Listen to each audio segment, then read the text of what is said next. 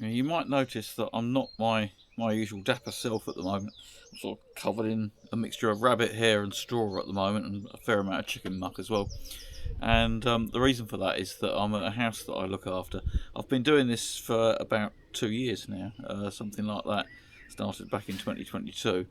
And if you're wondering what the noise is in the background, incidentally, it's a goat eating a bush. Let's see if I can just train this on it.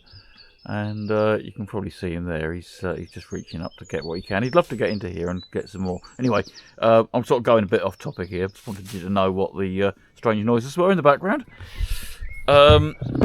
Yeah. So where was I? Yeah. So back in 2022, I started looking after this house and obviously the animals as well. They're sort of fairly crucial to it. And it started sort of post-pandemic, and it was a friend's Facebook post.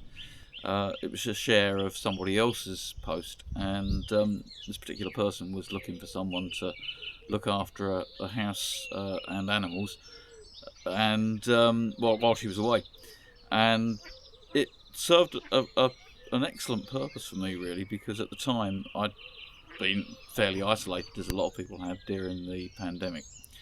And coming out of it, I hadn't really started to socialise very much at all, and this gave me an extra sort of interest. Really, gave me a little bit of spark back into my life, and I love the place. So I'm not going to waffle on for much of this. I'm just going to let you see the pictures and listen to the sounds, because the place is absolutely magical. All you'll be able to hear is bird song and the noise of other animals. There are chickens here, there are goats, as you've already seen. There are rabbits, or there's only actually one rabbit sadly now because we lost some. And the garden itself, I'm not a gardener, not at all. I do love old buildings, so the building itself is definitely in line with my interests, but I'm no gardener. But I do have a huge amount of respect for what the owner has done here. And basically, wildlife and flora and fauna come first here. And so there are nettles, there are weeds, there are wildflowers, but it's just pretty magical. The chickens are proper free range, they're not free range as in we've got 200 chickens in a half-acre space and they just have a bit of grass and that's that. The chickens here are properly free range.